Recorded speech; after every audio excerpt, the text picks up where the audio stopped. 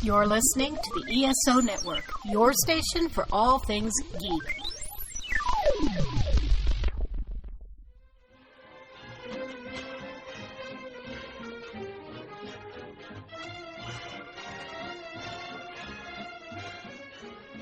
Hello, world, and welcome to Tales from Hollywoodland, a veritable feast of movies, Broadway, showbiz stories, news and gossip, with Julian Schlossberg, Arthur E. Friedman, and Stephen J. Rubin. Today's topic is thrillers.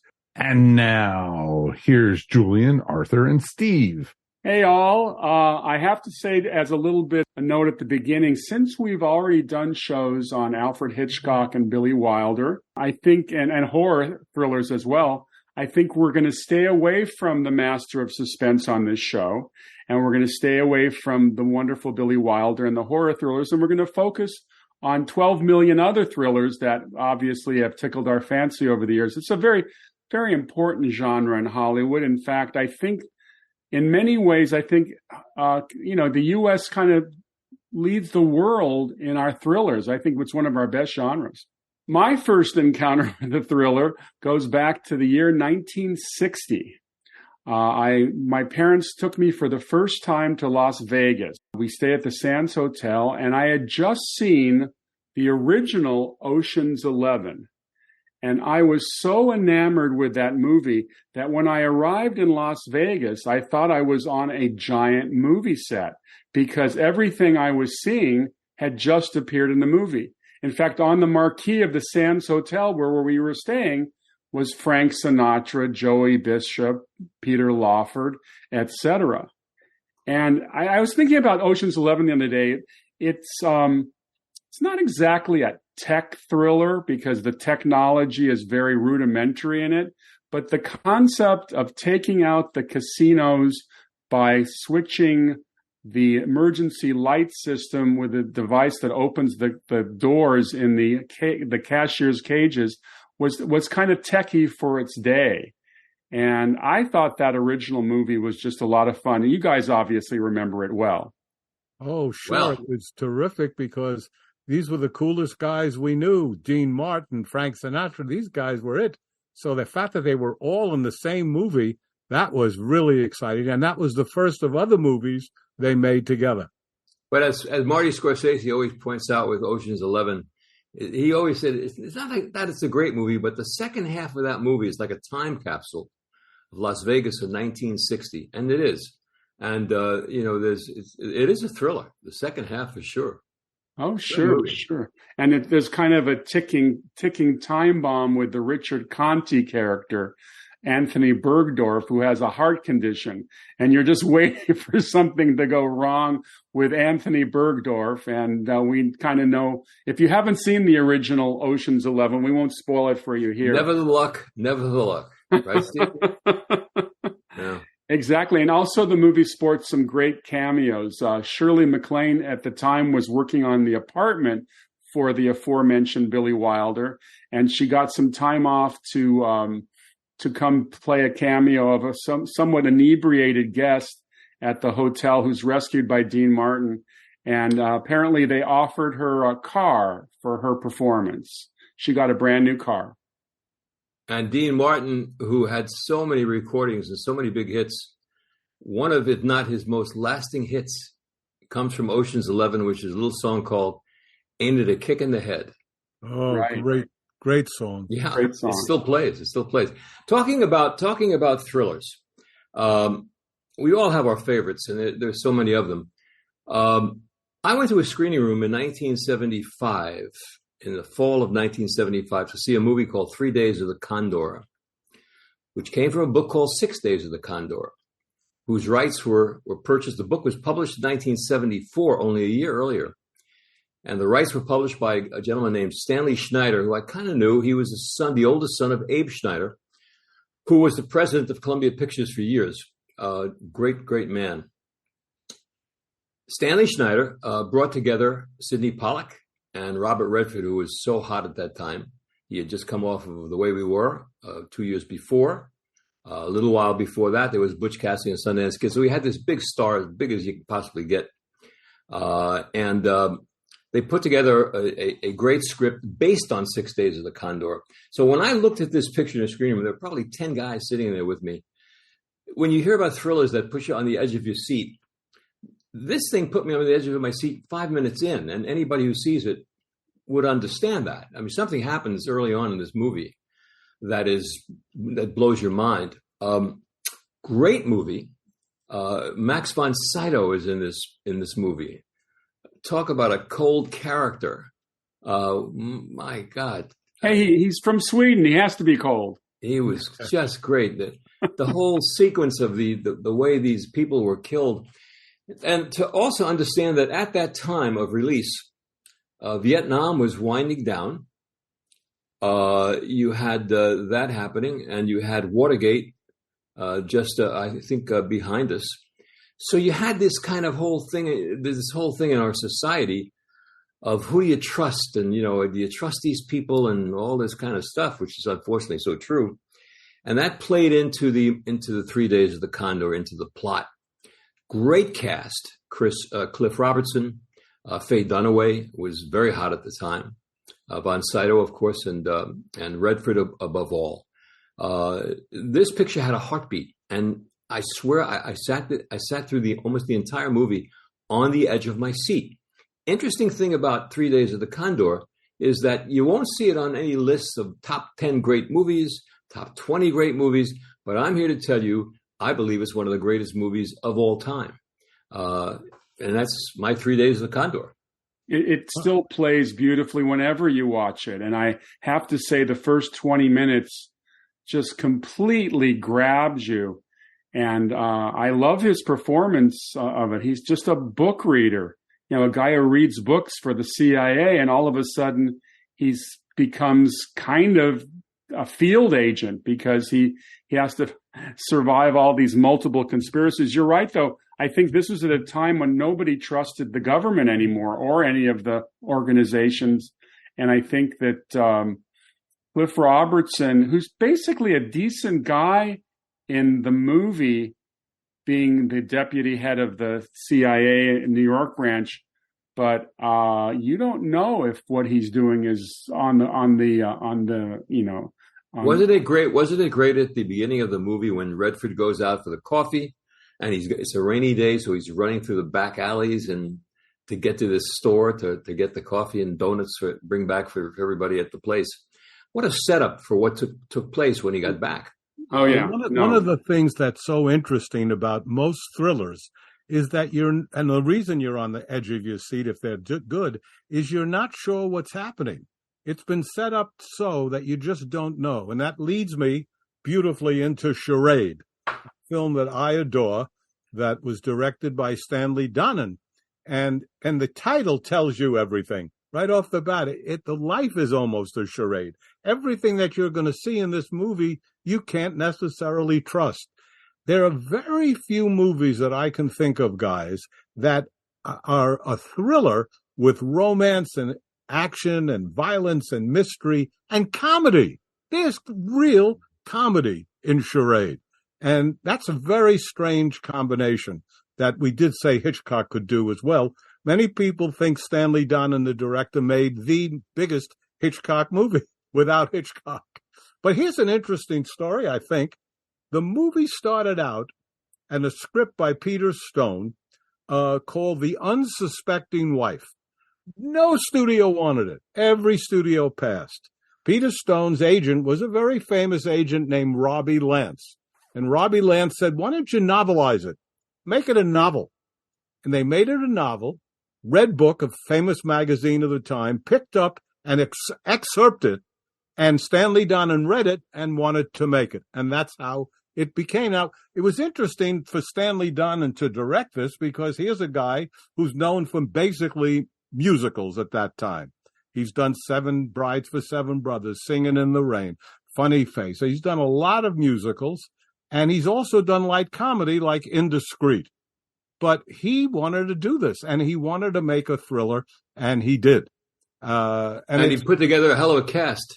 Unbelievable cast. First of all, you start out with Cary Grant, who he had worked with in Kiss the Girls for Me and Indiscreet and The Grass is Greener. But Grant didn't want to make the movie. And the reason he didn't want to make the movie was that the girl was Audrey Hepburn. And Audrey Hepburn was 26 years younger than he was. So he agreed to do it on one condition, that instead of he chasing her, she had to go after him. And he had to keep saying, I'm too old. I'm too old. And they made that adjustment, and that's how that came to pass. Julian, you've interviewed so many people over the years. Did you ever get a chance to interview Audrey Hepburn? I met Audrey Hepburn at an opening of Robin and Marion. Oh. The first thing that shocked me was her height. She was tall. She was tall. Now, you think of her pretty much like Gammon-like because of Cary Grant and Gary Cooper and all the people that were, but she was tall. She had been a model, so it wasn't shocking after you thought about it that she was tall. But what was interesting about Charade, guys, and it was really unusual, this was a movie about a woman. This is not Cary Grant. I mean, he's great in it and he's never bad, but it's her story. It's her husband. It's her. Is this guy true? Is this guy true? Who's lying to me? Who's coming after me? A movie that movie was about a woman, by and large. And that was interesting. Also, Walter Matthau, who is co-stars in it and who is terrific in it, before he became a comic actor and sometimes ate the scenery. But in this movie, Stanley told me, Stanley Don and I told me he cast him because he had seen him in Lonely Are the Brave, the movie with Kirk Douglas and Jenna Rollins, and he liked him for that. Matthau told me, which I really liked, was that he played this movie because he had the idea that Stanley liked, that Matthau, as the character, wanted to always be eating sandwiches when he had meetings. He liked the idea of chewing on a sandwich while he was doing his lines. Anyhow, it's one of my favorite movies, and I'll tell you guys, I love your opinion, both of you, on this, and Mike as well. I don't think there's been a more glamorous movie, because Hollywood stopped making these movies with gorgeous people, Givenchy costumes, Paris background, and the idea of two of the most gorgeous actors in the leads. It kind of went over in a couple of years. Bonnie and Clyde and Easy Rider, all these movies took over, and we went to French Connection and Exorcist.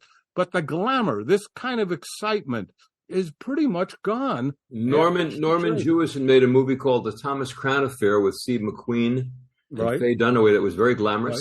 Right.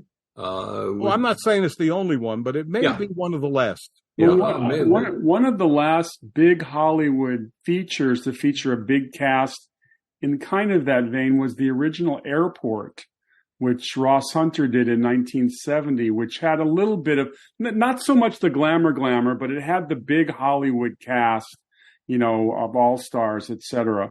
Yeah, but, my point was more about the glamour, though, Steve. The glamour.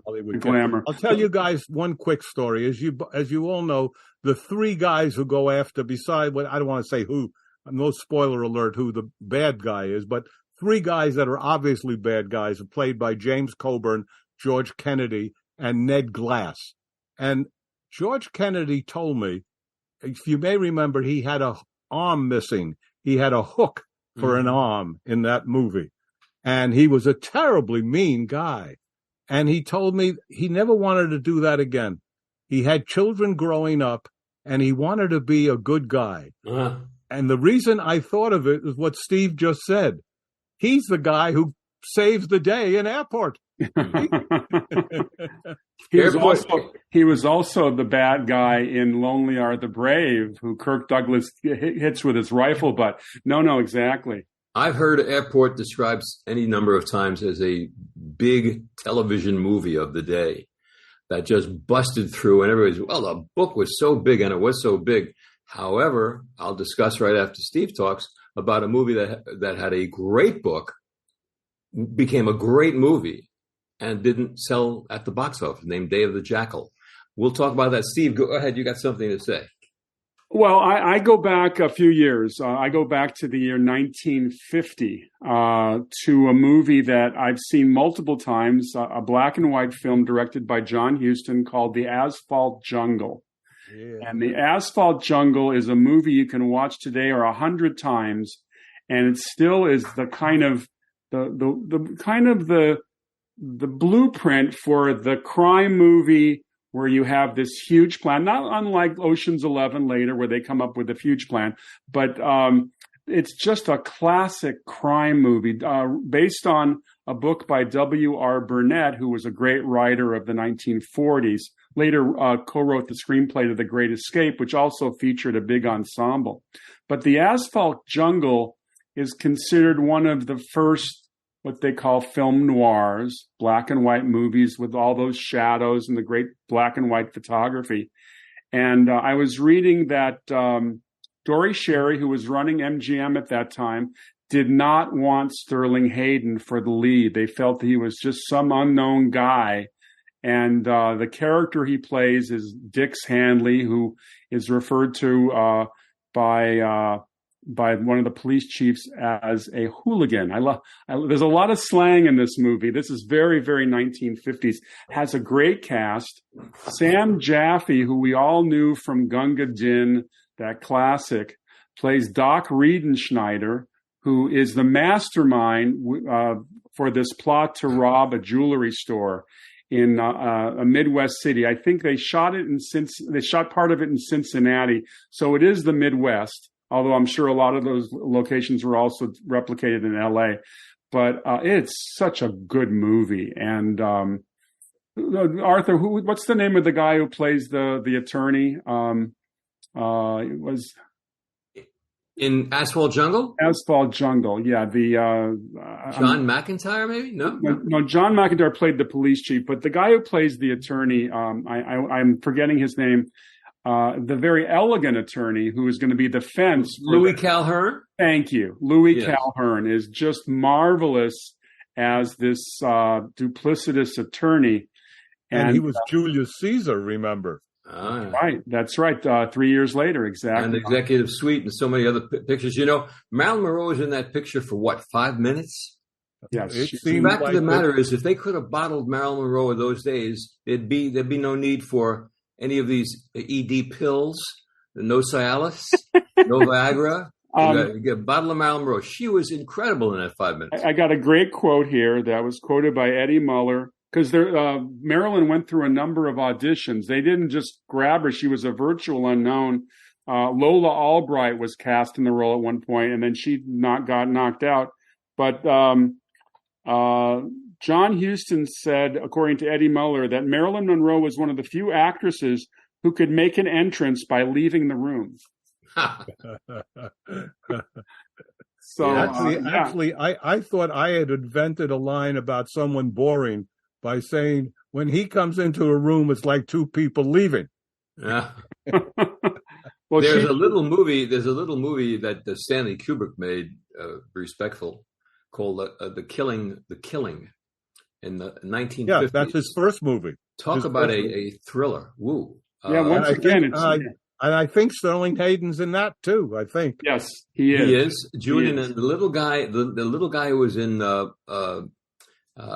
Maltese Falcon is in that too. He's great. Oh, yeah, Alicia Cook. Alicia Cook, whose wife. It's almost comical, but the wife is cheating on him, and he's this little guy, and she says, "Get out of my life," and all that, and he says, "But you still like me? Do you like me though?" He wanted to be liked so badly. Elisha Cook.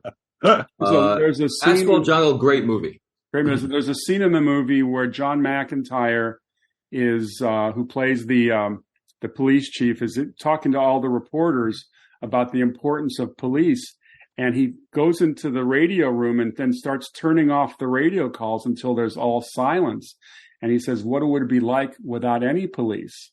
And it echoes a lot of these strange things we're hearing these days from city council people around the country who feel the police are no longer necessary, which is kind of shocking. I should play them that clip. But Mike, it's your turn. I know you've got some thrillers you want to mention. First one on my list actually was The Firm by John Grisham, starring Tom Cruise. Yeah, that's an interesting film because they got into a little trouble and they had to go to Bob Town to be the doctor at the end. Yep. They had to fix a lot of it because they went way too far away from the original book, and they had to bring it in, and there was issues with it. But it's interesting. It kept me on the edge of my seat, even though I had read the book. And I thought that was one of the first movies that I actually was like, Tom Cruise isn't that bad of an actor. And Cruise is a great actor. Yeah, he's underrated. He is very much. Barbara, my wife and I just watched the other day the picture with Jack Nicholson. A Few Good Men. A Few Good Men. Yeah, The Firm, and one of the great movies of all time. He acted. He was great. He acted in it. He just wasn't, oh, look at me, I'm Tom Cruise type. He's one of the hardest working actors in Hollywood. Does a lot of his own stunts. Oh, look at what he's doing with the Mission Impossible movie. Oh, they're incredible, and I think he gets a lot of unfair, discussion about his religious preferences. But on the screen, he always delivers. Well, he does something that's truly amazing to me. In the movie Rain Man, where Dustin gets all the credit because he does a great job, it's Cruise who keeps that movie. I mean, Dustin can't talk. He can't do much. Tom Cruise is playing 1.5 roles. When you watch that movie Rain Man, he is incredible. And Dustin said to me, he said, this guy is the real thing. He said he loved working with him. And I agree with you all. He doesn't get the credit he deserves. He also had a pretty good director in that picture. Yeah, sure. Levinson was great. Guys, I want to mention a picture. Before I get to Day of the Jackal, I want to talk about clearly one of the greatest thrillers of all time, one of the greatest box office movies of all time, called Jaws, which we've all seen. And so there's no holding anything back. But the episode of leading up to Jaws, we will perhaps all remember. I was in Boston, theater owner, distributor, whatever, and the word came down during the production of Jaws that the shark was broken, and they had to shut down production, and that was associated with, this thing's going to die. What a bomb it's going to be. It's ridiculous. They can't get the shark to work. The shark's made of rubber and plastic. And it became like a joke. It became like Ishtar, before it was ever released. What happened today with the making of of Jaws? Now this thing came from a huge book, and Steven Spielberg had yet to have his blockbuster. He had made a picture several years earlier called the Sugarland Express. Sugarland Express, which did a little business. wasn't huge, nice little movie. So he was known, though, as in the industry as somewhat of a fair-haired boy of Sid Sheinberg and Lou Wasserman, who ran Universal. And television. He had done some good work on television. He did. Including Columbo. He did good work, but he wasn't really known to anybody outside. But along comes Jaws, and now it finally is going to open, so they have some previews of it. And you had to be absolutely nuts if you didn't know that this was going to be a big hit picture. In terms of being on the edge of your seat again, this thing really, to this day, even if you've seen it before, it will keep you on the edge of the seat, and there are some scenes that will make you jump. Arthur, I was going to say, I think also we have to give great credit to John Williams and his scoring. Yes, as we do in most of these movies. I didn't mention Mancini's incredible music in Charade. Hum a couple of bars, just so they know a little bit of it, Julian, because I know you did a little bit earlier. Of Charade, I can do. Charade, yes. Bum bum bum bum bum bum bum bum bum bum bum bum. Give him the hook. Now I can do my Jaws then. Dun dun dun dun dun dun dun dun right. dun dun dun dun dun dun. Well, but what happened in effect was that Steven Spielberg made in that first blockbuster picture of his, he made Gone with the Wind of blockbusters. Jaws was the first one that came out and went wide all around the United States and just broke records all over the place. Well, I was going to ask you about that, Arthur, because you're a distribution expert. The idea of opening a movie in thousands of screens was not very well done, was not the rule back in 1975, right? They didn't open wide the whole country. Absolutely not. In fact, we had a movie that was made by a guy named Tom Laughlin called Billy Jack. Right. And that was novel. His whole approach to Warner Brothers was, why don't you go out wide all over the place? We'll do TV ads, and Warner's kept in those days. You would open downtown USA, and after you would open for 2 or 4 weeks, you'd go out to the suburbs.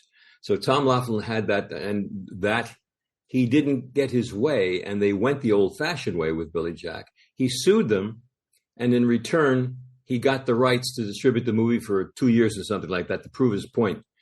Well, he did, and he went wide, but he went territory by territory. In those days, not national. So you just go New England at one time, or the Midwest, or 13 states in the West Coast.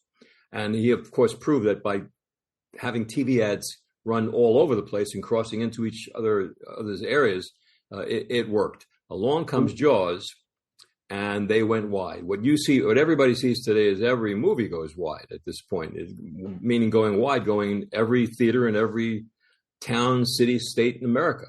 The first person to go wide as a distributor was Joseph E. Levine. Hercules. A very good author. He took Hercules, this movie with Steve Reeves, who had a very high voice. He had to dub him and with a lower voice, and off they went, as you said, bought television. But let's go back to the thrillers, Arthur. You want to do yours next? I'll be happy to do it. But I want to mention a moment. Joe Levine, who produced Hercules, was one of the great showmen of all time. And in Boston, he rented a $1 million in cash from the National Endowment Bank. And he had the guards wheeled it across the street to the Park Plaza Hotel, the Statler Hotel, to show it to the exhibitors who came in from all over New England. And he said, "Look at this! It's $1 million. I'm gonna sell it all over New England. These are the money. All right, get it out of here, guys. Get it out of here." Because he had 20 minutes. When I was doing my radio show, very quickly I asked him, because he was from Boston, if he would fly with me to New York to Boston to do my first show. And we got hit by a rainstorm and lightning, and he grabbed my arm and he said, "If I die for your Fakakta radio show." Great showman. There's a show we should do one of these days, which is Great Showman. We all have subjective opinions about what's the greatest movie of all time. And I think it's basically impossible to prove what it is. So many people have said Citizen Kane, or maybe On the Waterfront, or Gone with the Wind. And they're all great, great movies. I'm always fascinated by people who have a favorite that wouldn't necessarily come to your mind real fast. In my world, the greatest movie I've ever seen is still with William Holden and Alec Guinness. And the name of it, Steve, is Bridge on the River Kwai. That to me is the greatest movie I've ever seen. However, there's a little movie that came out called Day of the Jackal that would be on my top 10 list. Now, it may not make anybody else's top 10 list, but if you watch it, it might make yours. Nobody's in it. Edward Fox, who is a great actor, British actor. Directed by Fred Zinnemann, one of the great directors of all time. From a big hit book. Somehow this movie escaped the public. It did not do business. But I watched it again in the screening room, and again, the edge of the seat test was right there. What a great, great movie this was. It's really all about someone trying to assassinate French President de Gaulle. And every character is perfect. Every line of dialogue is perfect. It's scary. It's great, you know. Arthur, that was a big movie and with a sizable budget. Yet they cast Edward Fox, who was a veritable unknown at the time. Do you think they got turned down by a lot of major actors, or did they always want to go with Fox? Well, Fox was a great, great actor. I mean, you couldn't get anybody better to play that role. Again, he was perfect. That happens in some movies. He wasn't a star. He may have been known in England. Julian, you may know that better than I. Oh, yeah, he was very well known in England, but not here. And yeah. I would answer the question by saying I would bet the man who made From Here to Eternity and High Noon wanted him. Yes, and that was enough. Course. Oh, yeah. He wanted him. That's what he got. And they have a character. The character actors, the inspector who has that brush kind of mustache. I mean, it's great. I would always, anybody who's going to film school, when they've asked, how do you do what, and I say, you got to see Day of the Jackal. Take a look at that. And it never misses.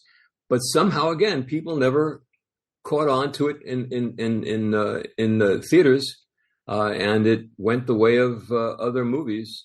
Well, here's something from IMDb. I'll read it. Director Fred Zinnemann wanted the Jackal to be played by someone anonymous and indistinct, so he eschewed famous names in favor of casting a relatively unknown actor named Edward Fox. He later admitted this concept may have led to this movie's lack of expected success. So there you go. Well, okay. There have been movies that have had nobody in it that happened to work. There's always something different. I don't know that a big movie star makes necessarily a guaranteed success. Some few cases that does, but sometimes it doesn't. And sometimes you want to cast, the guy who's perfect or the girl who's perfect. And it's really up to the director. But by and large, you cast a major movie star to satisfy the financing entity. They want to cover the bet. And like I said, Fred Zinnemann knew what he wanted. And he was a star. We can go back to Mike Nichols on The Graduate. I mean, nobody knew Dustin Hoffman. Great example. Great example. Yeah. Julian, what's your next title? Well, my next title is another C, not Charade. This time it's Chinatown. Chinatown, I think, is one of the best movies I've ever seen in my life. And what I find so extraordinary about it on a personal level was that every one of the major people involved, I got to meet and spend some time with. Nicholson and Faye Dunaway, John Huston, Bob Evans, and Bob Towne, and of course, Roman Polanski. But let's start out with the fact that Bob Towne, one of the best writers any of us have ever known, one of the great script doctors, he and Elaine May, the two biggest script doctors in the business, wanted to write a movie about corruption and what was going on in the world, but it also combined so many different things, power and betrayal and incest, and so many things get involved in Chinatown. But let's go back to something you guys may not know. There was an actor named Jeff Corey, one of the many actors who was blacklisted, but he made a living as one of the great acting teachers in Los Angeles. In his class was Bob Towne, Jack Nicholson, Sally Kellerman, James Coburn, and a guy named Roger Corman. Yeah, Roger Corman, the producer director, was taking acting lessons, wanted to be an actor or wanted to know about acting. Towne and Nicholson became really close, and they started working together. They started together with The Last Detail, which was before Chinatown, a terrific movie. But Bob wanted to do a movie. After all, you're talking now Nixon time, Vietnam time, after all the assassinations that taken place of Martin Luther King and the two Kennedys, and the power and the corruption that went on in this country underbelly was kind of portrayed here. Not happening anymore, though. Just kidding. Yeah. What I would say is that, once again, on music, we talked about little of John Williams and Mancini. This Jerry Goldsmith score in Chinatown has to be one of the most haunting, exciting, sensual. Those trumpets blowing away throughout the movie are just fantastic. Now, Roman Polanski had sadly suffered the death of his wife and had left the country. This was before his problems years later. And this script was what got him back. What was Bob Evans' nickname for Roman Polanski, Julian? The little Pole? I don't know. The Polak. Oh, the Polak, yeah. That's all he just said. Well, Evans had a very interesting theory as head of production of Paramount. His theory, he told me many times, was to take a great director who's down on his luck, but know that he's damn good. And he went for Polanski for that. He went for John Schlesinger for Marathon Man. He went for John Frankenheimer for Black Sunday. He knew what he wanted to do, and he got 3 terrific movies out of that theory. And Marathon Man 2 was one of the all-time great thrillers. Another Julian, one, wasn't that under your tenure as an executive at Paramount? It was. In fact, it was even stranger because I was in charge of the distribution of Marathon Man throughout the country. And my best new friend was Bob Evans, who called me literally every half hour. Julia, what's the numbers? Julia, what's the numbers? What's happened? What's the numbers? Well, anyhow, Nicholson had great taste, though. He had great taste, Julian. Oh, yeah, he did. He was really good. Bob was good, but highly nervous, I would say. Yes. But, the thing about Chinatown, Mike Nichols once said to me, the perfect movie for him was A Place in the Sun. He thought George Stevens' movie was the perfect movie if you wanted to learn how to direct. I think Chinatown is for me. I think Chinatown has it all, just all. And there isn't a scene, all of us will sit through a movie and we say, well, I could have trimmed here. I might have cut this scene. There's nothing to cut in Chinatown. It's, to me, almost perfect. The three finest movies that way for me are Casablanca, Godfather, and Chinatown. And many people consider Chinatown the finest screenplay ever written. So that's a movie I really loved. I loved every part of it, and I'm glad that we have a chance to talk a little bit about it. There was a little shop in Brentwood that Steve might know, the Early World. Steve, you know the Early World? You and I had breakfast there a couple times. And all old Hollywood lived there. So any day you go in, you'd see Cloris Leachman, you'd see Julie Andrews, you'd see Bob Town, you'd see all these people. And the owner was a great guy who was Lebanese, and he talked with the accent, And so I said, who you serve here in this terrific restaurant of yours? Hosmick, his name. He says, I know everybody. So I pointed to Julie Andrews. He says, Eggs Benedict.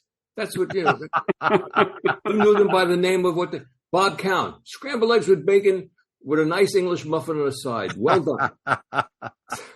Well, he knew the credits.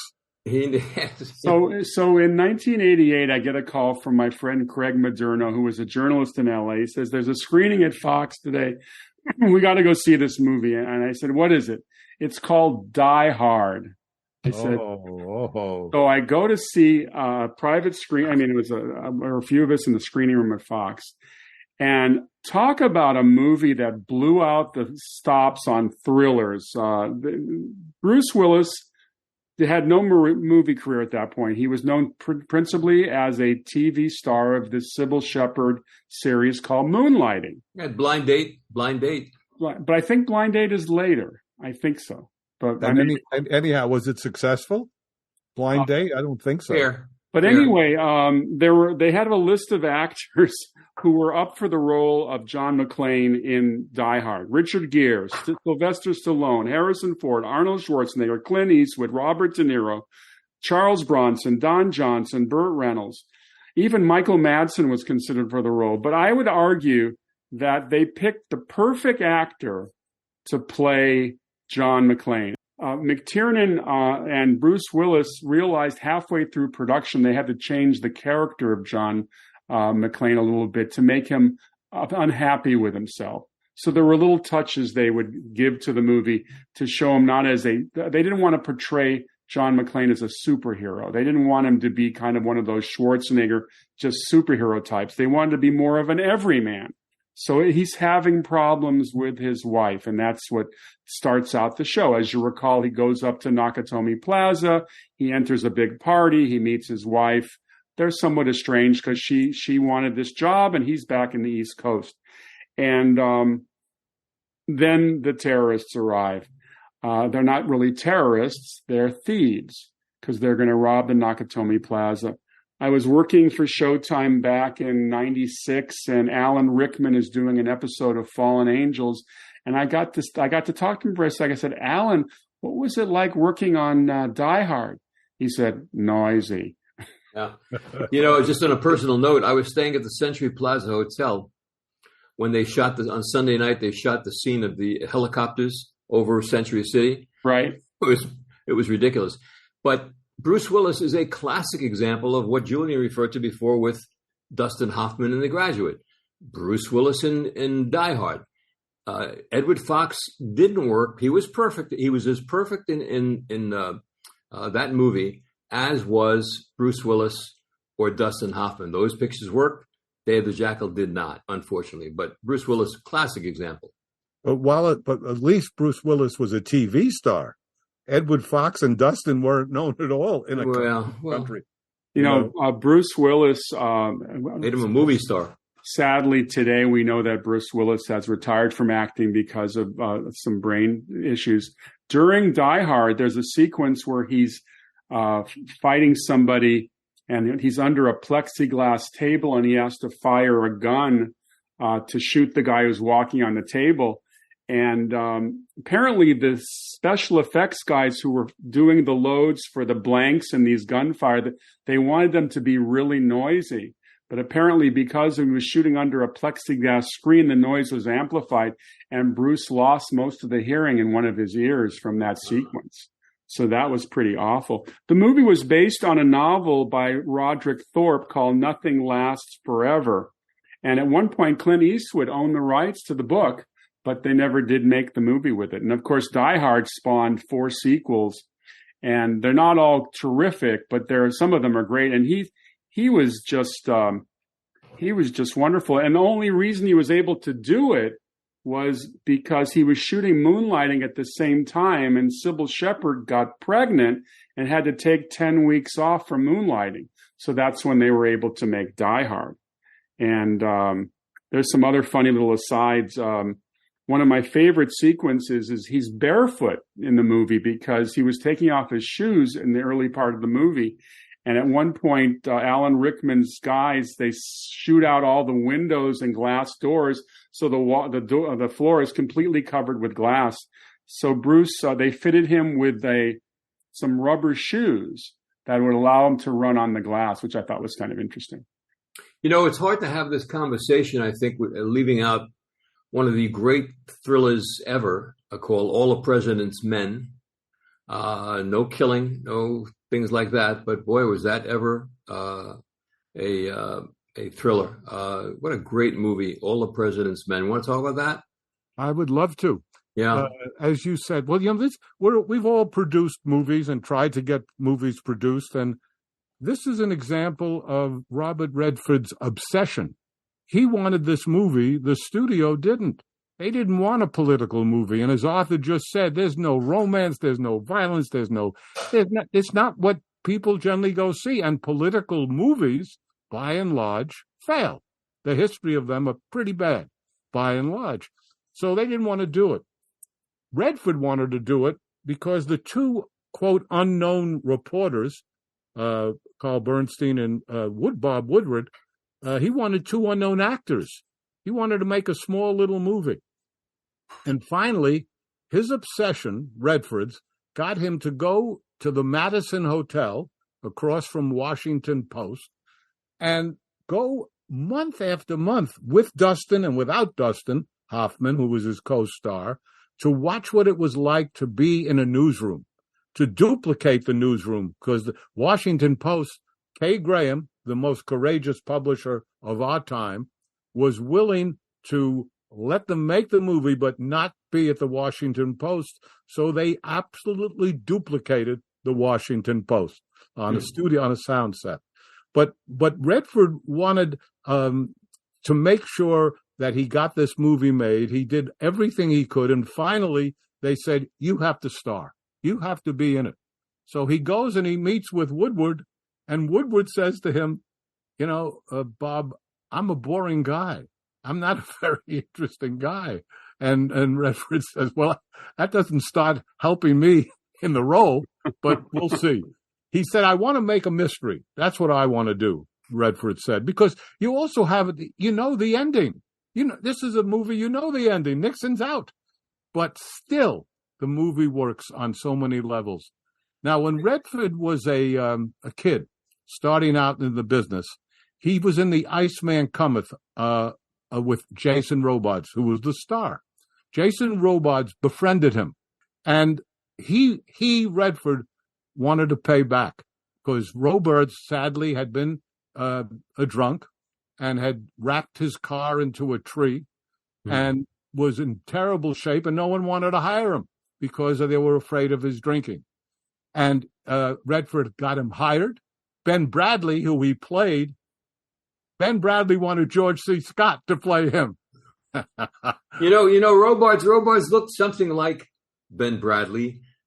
He was incredible in that movie, as was the rest of the supporting cast: Jack Warden, Marty Balsam, Jane Alexander. And Robards won the Oscar that year for Best Supporting Actor, and deservedly so. He certainly did. That's absolutely right. Now, there's a whole bunch. When Robards was given the script, the problem he had was he most of the script he said, "What's the fucking story?" He kept yelling to the two guys, "What's the fucking story? You're going out, you're doing all these things." And he kept saying that. So Robards said, "I can't keep saying that." And Alan Pakula, the director, said, "Jason, find a lot of different ways to say that, and you'll be great in the role." So when is somebody going to go on the record on this story? Yeah. You're about to accuse the number 2 man in the nation, the Attorney General, being a crook. You better be right. That's a great moment. What's the great line in front of it when he's in front of a house with the two guys, and he said to go home, take a rest for 15 minutes, and then get back on it because there's only a little thing like the Constitution that's writing on this. Yeah, it's a great moment. It's a great moment. And, David Shire, who did the music for All the President's Men, there's very little music in All the President's Men, but when it is there, it's very haunting. And it gives the movie a thriller-like quality, especially when Redford goes into that parking structure to meet with Deep Throat. And then, of course, the car drives off real quickly, and Fantastic. Hal Holbrook disappears, and then he has to walk away. It's a great movie. Interestingly, that was the year that Rocky won the Best Picture award. That's right. Both Network and All the President's Men, both two excellent movies, were up for Best Picture. Any given year, either of them could have won Best Picture, but Rocky had taken the country by storm. Steve, who was the DP on All the President's Men? Do you know that? I don't know. Because whoever that guy is, that couldn't have been Hal, I forget his last name. I'm not sure if it was Surtees. Let me check We're real talking, quick. if you look at the camera stuff that happened in that movie, along with the dialogue, I mean, this is a thriller with, like Julian says, dialogue, music, the excitement of it all, knowing the ending, made it one of the great movies. It really is. And certainly a thriller. And because of all those 4-letter words, it got an R rating initially. But Redford and Pakula went to the people at the Code and got it changed to a PG, which was glad. I mean, we're all glad that they did, because young people should see a movie like that. I don't think there's ever been a movie up until that point on investigative journalism. I don't think there ever was. The DP, by the way, Arthur, was Gordon Willis. Gordon Willis, yes. You don't get better than that. Come from The Godfather and was just one of the top all guys. Those cuts, back and forth. How about the way they ended that movie with the typewriter typing all over it, and you're seeing the notes come up and the TV's in the background? Come on. Well, it's funny because the movie begins with a typewriter smashing the letters into the opening credits. They're talking about Nixon arriving or something, and It's like gunshots. And then at the end, it's now the teletype machine. It was just so beautifully done. Yeah. And we have to mention one of the great screenwriters, William Goldman. Oh, boy. Wrote the screenplay. Originally, after it came in, they were not thrilled initially with it. And Carl Bernstein at that time was married to Nora Ephron. And so Carl Bernstein and Nora Ephron wrote a script of All the President's Men, but it didn't come close to Bill Goldman's. Would we consider, as a group, The Sting, a great movie, as a thriller? Well, I sure would. I would. Absolutely. Steve? Certainly elements of The Sting are pretty thrilling. I think of it as it is kind of thrilling at times. I like it. So many people in the industry looked at that movie and said, it's too confusing. It's too confusing. Wasn't confusing. It's great. No. And David Ward. Very, very interesting thing. Robert Earl Jones, James Earl Jones's father, is in that movie as an actor. That's his father? Yeah, that's his father. I didn't know that. He plays Luther, who gets tossed off the building at the beginning. Luther. On the nose, Steve Areno. Yes, absolutely. Great. A movie that I saw in '97 that was, and it was there was one of 3 or 4 Michael Douglas thrillers at that time. Michael Douglas was the go-to guy in movies like Fatal Attraction, and he was also in a movie with Demi Moore called Disclosure. Basic Instinct. Basic Instinct. But the one that I wanted to talk about a little bit was a David Fincher film called The Game. And it's a brooding thriller. And at the beginning of the movie, Michael Douglas is not a very, very friendly guy. He's an investment banker. His nose is in his business. He's not very personable. He's not very social. He's the kind of guy you do not want to go to dinner. And then his brother, played by Sean Penn, comes to visit him on his birthday and offers him all paid entrance fee into a game that he'll play, that he says that will be a lot of fun for you. And of course, Michael Douglas is not a very playful guy at all, but he starts to sign up for this game. And I'll have to tell you, the twists and turns in this piece, as you begin to realize this game is real, is pretty exciting stuff. Hey, have you guys seen this? I never have. No. Nor have I. I missed that movie. Mike, what did you think? I enjoyed it. I thought it was a really well-crafted film, and it kept you guessing all the way through the end, which was wonderful. It's funny because we have all these games now, these mystery games and these games where you get to play people. And it even reminded me a little bit of the escape rooms escape rooms, exactly. This is an escape room in CinemaScope. It's like all aspects of your life are being affected to it. I thought it was actually interesting. And then all of a sudden, Michael Douglas, who's this kind of obnoxious guy, you begin to start to sympathize with him because you want him to battle back against the forces that play this game. And it has one of the things we should discuss before we end is that we're all talking about American.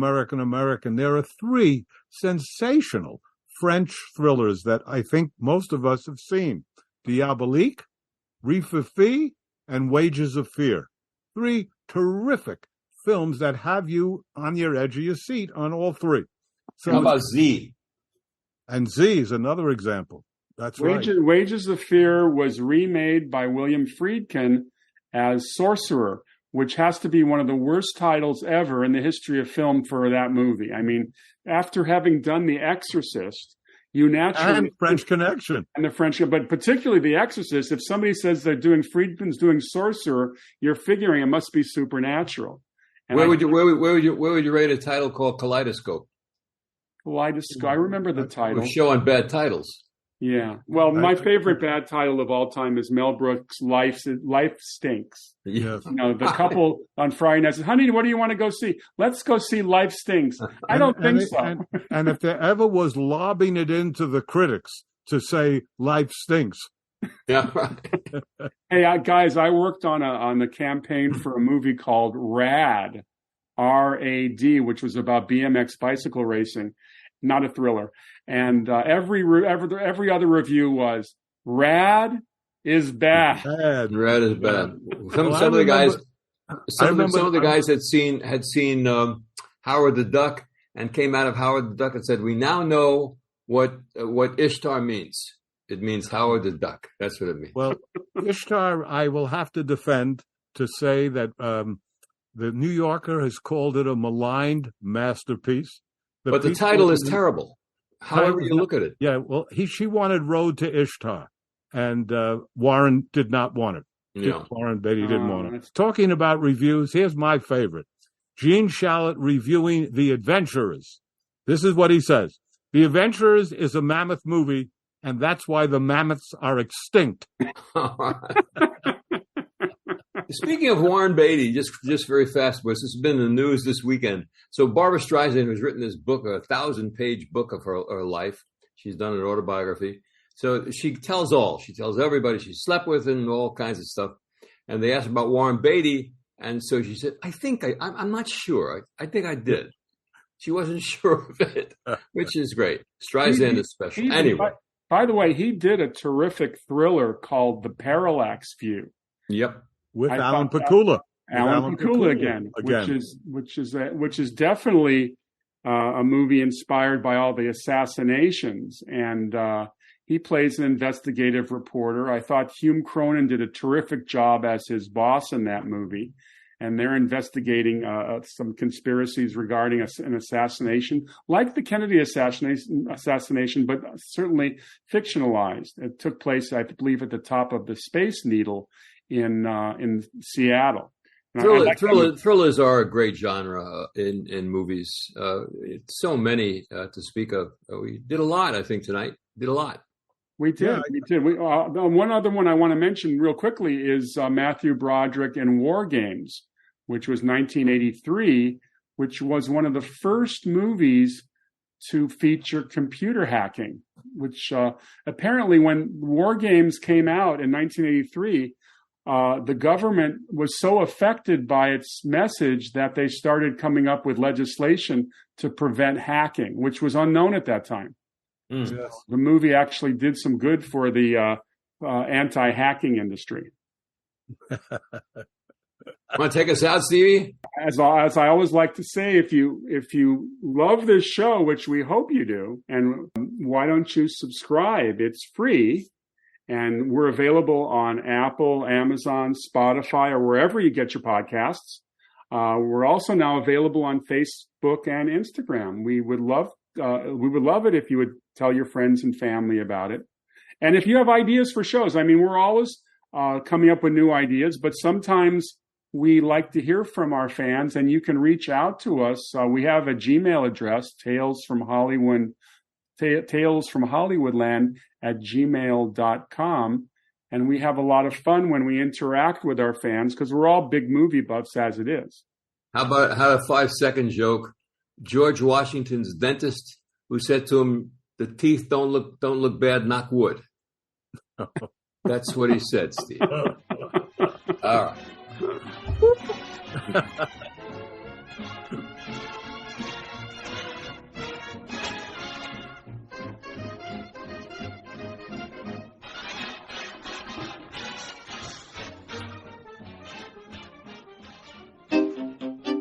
It's a new era for Doctor Who.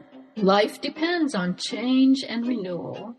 And the crew from Earth Station Who podcast will continue to guide you through the past, present, and future of the franchise. Though not necessarily in that order. Join us for some wibbly-wobbly, timey-wimey talk of stories new and old. Listen to Earth Station Who wherever you access your podcasts. We're a proud member of the ESO Network. We're all stories in the end. This has been a broadcast of the ESO Network. Be part of the crew and help support our shows by donating to our ESO Patreon or by shopping at the TeePublic store, which can all be found at www.esonetwork.com. The ESO Network, your station for all things geek.